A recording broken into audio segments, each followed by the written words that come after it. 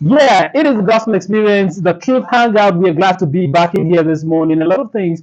I'm sure you've enjoyed the music that we've played so far. Beautiful music, uplifting ones. Man, I love it so much, and I'm super excited to be back here on this other side, dishing out the kind of things that we're dishing out to you.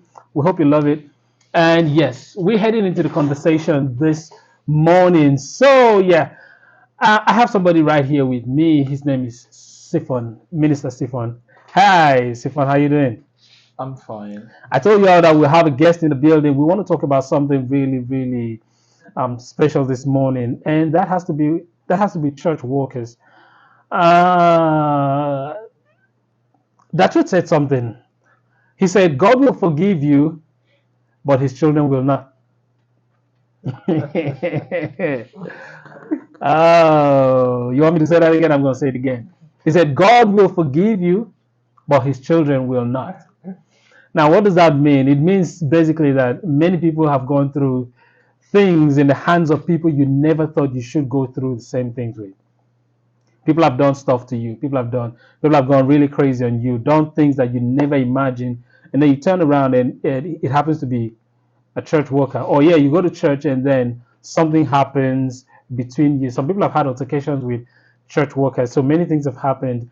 Um, for some reason, some people you see somebody out there and you're like, I thought he was a church worker. So many things have happened. Like many things have made people question who a church worker really should be, or who a church worker should not be. So we've had all of those things, and that's what our conversation this morning is based on.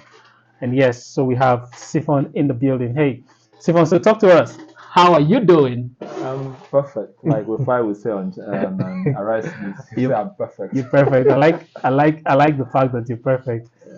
Yeah. So tell us about you.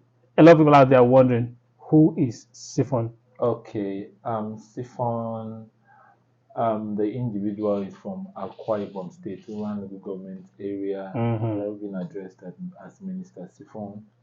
I'm a gospel music minister. I'm a graphic designer. Okay. I'm also, should I say, ICT analyst or computer analyst. So Okay. basically, those are the three phases of my very self by God's grace. Okay. So yeah, I mean, when you said you're a music minister, Yeah. it takes us straight up to a point where people talk about music ministry, Okay. and there is that debate that I am never sure it will ever go out. We might keep debating until the day Jesus comes back, which is fine. And I don't know if it's fine or not, but I'm sure it will not go away. People talk about the music ministry and people talk about artistry.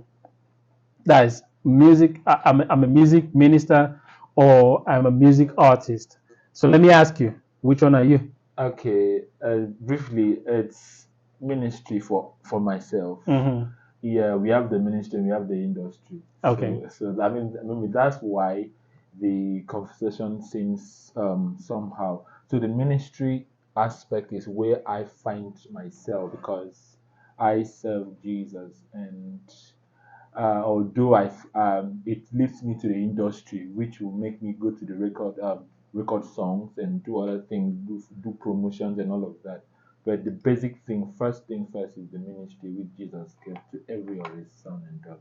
So if somebody calls you a gospel artist, Of will course. will you fight the person? No, no, no. I would, I would. Of course. That's how most churches, they want to invite you to say, gospel artist, Mm-hmm. gospel artist. You can't. You know who you are. Mm-hmm. Just like our boss, Pastor Mekane Abasi would say, he said, some people God calls, some people, some people just want to carry the title. I'm a music minister, music minister. Yeah. Not about the title anyway. It's about What you the do? yeah, what you do and the fruit, like the Bible says, the Mm-hmm. fruit. That's what we expect. All right. So yeah. So that's like you hear that ministry. We might never get to the end of that industry. Ministry. We might never get to the end of it. So we just keep it going. Whichever way you find yourself. Lecrae, one of the guys that featured on that song, Jari, he likes calling himself. He said he's an artist who is a Christian. Okay. Yeah. So he's not. He says he's not a Christian artist, but he's an artist who is a Christian.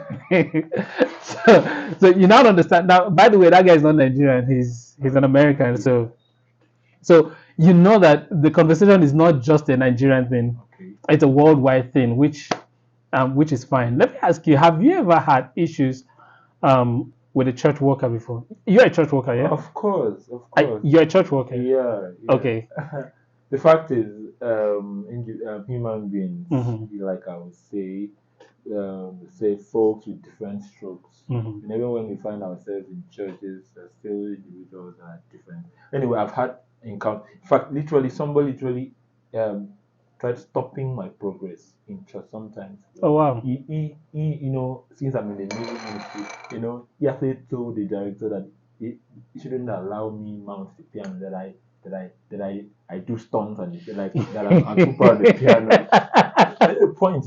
And when I got to hear this, I was surprised. And well, second instance was when I was in a church, and the pastor said, I shouldn't be sharing microphone. As music director, I shouldn't be sharing. Like I shouldn't be. My microphone shouldn't be shared. Like people shouldn't come to pick. The church didn't really have enough mic. That they should give me a special mic for myself on the piano. So some people got upset. Imagine, the pastor came up and said, she's invested. In fact, she actually gave the first 20,000 that people should support. I later get to hear that, is he the only person? Those Okay. differences, and other ones. So it's a lot. I remember somebody talked about his experience with church workers. Okay. He said he went into a church. Now this is not in America. This is not in Europe. This is in Nigeria. Not just in Nigeria, in Akwa Ibom, not just in Akwa Ibom, in New York. So he said he went into a church, Okay.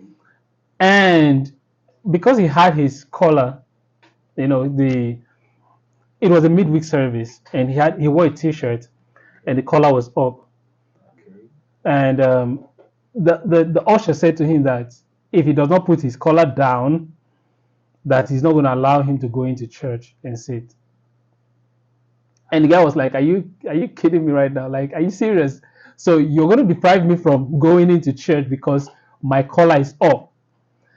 I know another person that complained of. He said he went to church with his wife, and I think the wife had issues with her eye or something, so she wears this shades, right?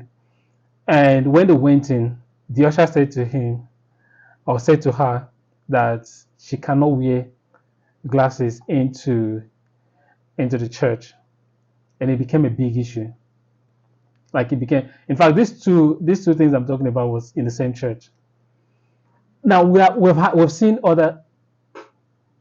I was singing in a church, and because I had jean on, I wore jean and a shirt with a tie. Oh wow! Yeah, Wow. Not the usual. that's you know what I'm saying. Like Okay. yeah, so somebody had to call. Somebody had to signal me from the back that I should come down. I should come down. I should come down. Somebody, Yeah, a church worker. yeah, church worker, a church worker. He had to signal me from the back. No, no, come down, come down, come down. This is many years ago, though. I don't sing anymore, so Uh, I felt really embarrassed. I felt really bad because for me, it didn't mean anything extra. It's just how I wanted to dress on the day. okay. So you're telling me because I had a jean on and a shirt on with a tie. So they said I should. Now when I finally got down, they said I should go home and dress and come back. The thing they will add is go and dress properly. Exactly. Properly. Yeah, go and dress decently and come back. And I said I was not coming back. You please don't worry. You made me remember, an instance like, see, let's be very candid. Most church workers have chased members away ignorantly, sometimes ignorantly. Sorry, I'm I really like that. ignorant. So, a story of Mark, God, I don't know if you heard the story that the first time he got into the church many years ago, Mm-hmm. he used to read about Jesus. It was like, let me get to know this Jesus. He thought Jesus was inside the church. That once he get to the church, he will see Jesus. Mm-hmm. According to the story. So when he got to the church, as a monk, he got his the way they appear. So say the pastor, yes, ordered him to be chased out of the church. Mm-hmm.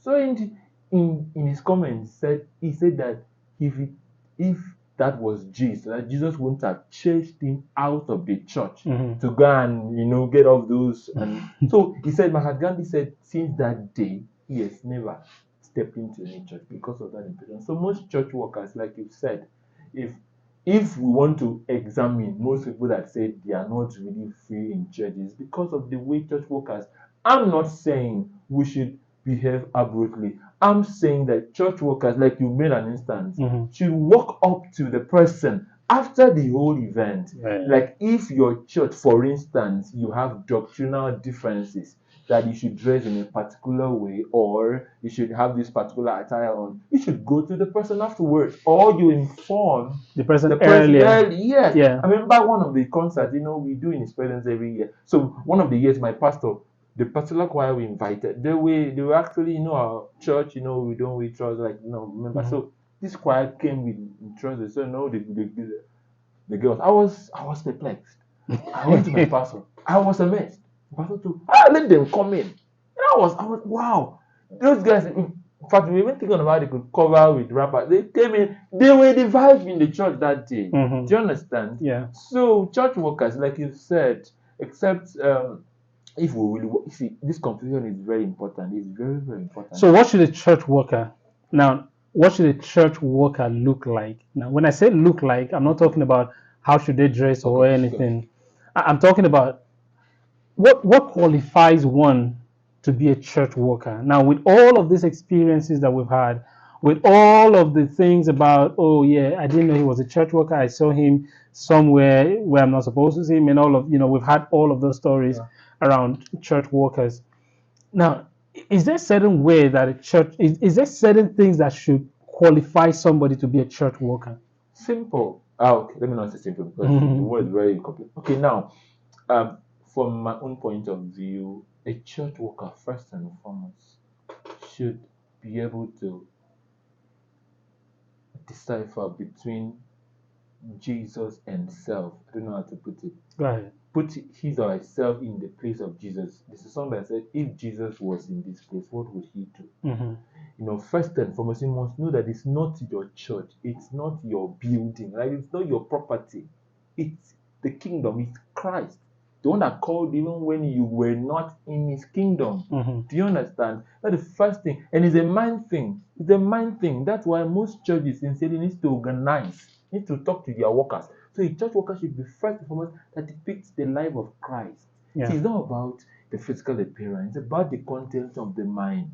So that's the first thing that a church worker should possess, the mind of Christ. If Jesus was in my shoe at this point, what would he do? Yeah. What would he say? So those are. Then another aspect is you need to a church worker needs to diverse. Like it needs to be liberal. Like Open-minded. Yeah, but shouldn't be continue. When someone is very strict, very this is my principle, cannot bend. Because most times, sincerely, there is a story of a harlot walked into a church. I don't know how true it is, but the harlot got to church. She came out from the hotel, whatever. She came to God, like in her mind. She just came and surrendered her life. But when the usual, no, this lady was soaked, was like she was soaked in the spirit. She was, God, I'm sorry. So those, I think, if I'm not allowed to go for that, I want to say this clearly and clearly. Some church workers, a church worker shouldn't use his individual differences, individual ideologies, concepts into play. Do you understand? So you shouldn't bring that into play so that you won't find yourself, because some people do things at the end of the day they become so ashamed of themselves. Exactly, and you see, at the end of the day, it turns out to be that you were the one doing. I remember a couple of times in the Bible where Paul would say something, and then he says to you, "This particular one, Nami talking. Of course. God not send me this one. This one, Nami talking."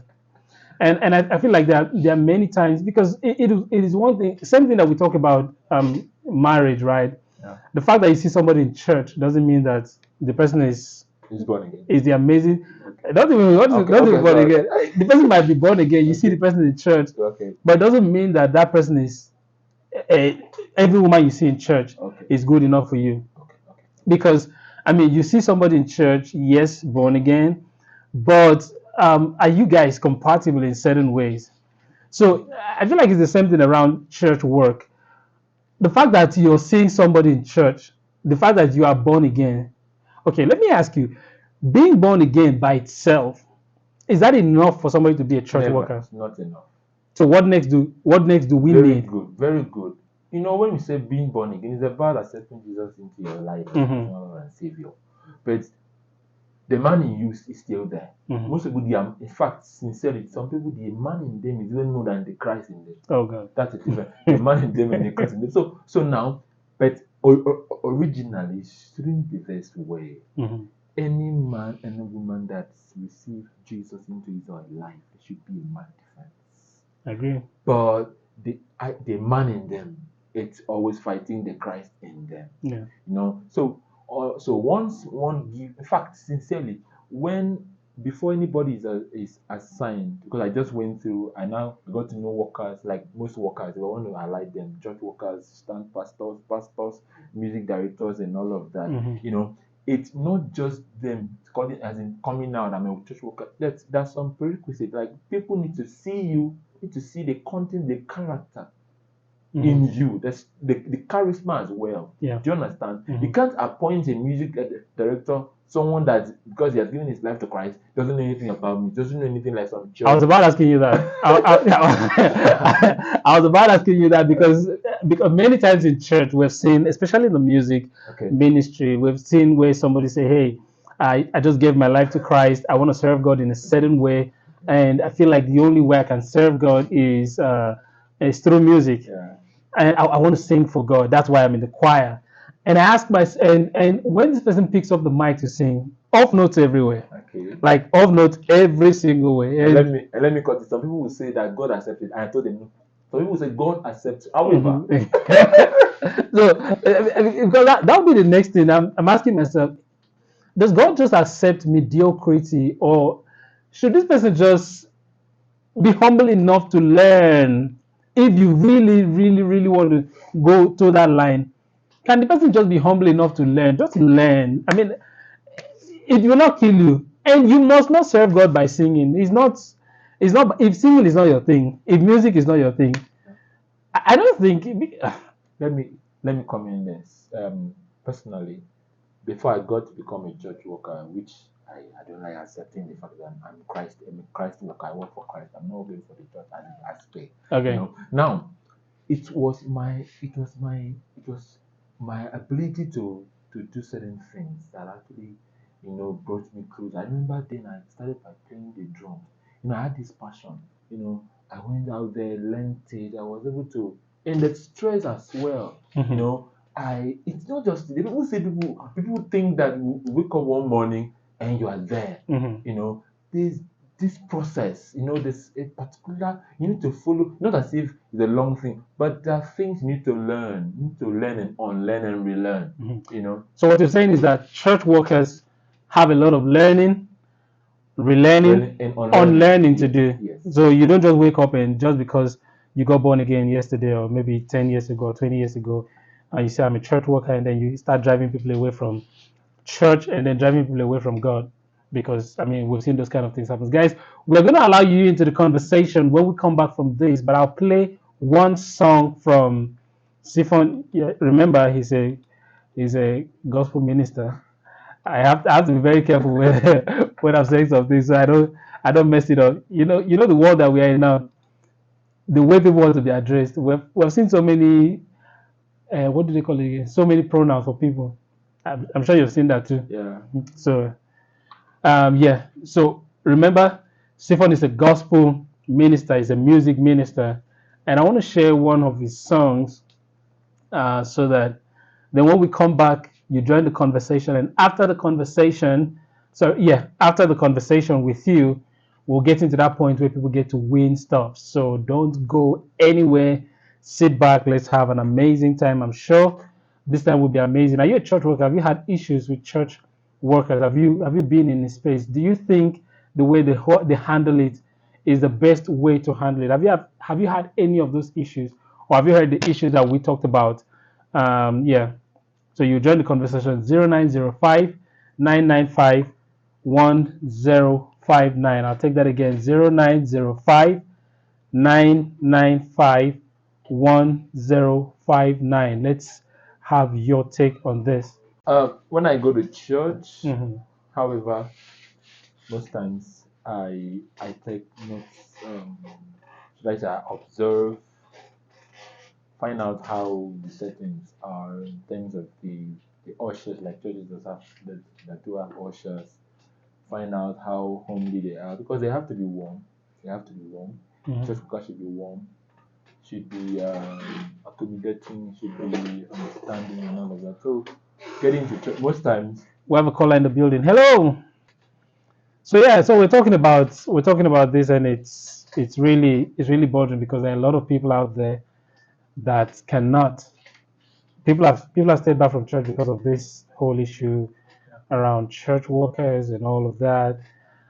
So in closing, we're saying church workers. There's a lot of work. You have a huge responsibility when it comes to the church, when it comes to the people that are coming to church. It's a lot of people that will see you even before they see God. Yeah. I mean, just know that. I don't know how difficult that is to understand. There are people that will see you before they even see God. So you have a job to do, and your job is cut out for you.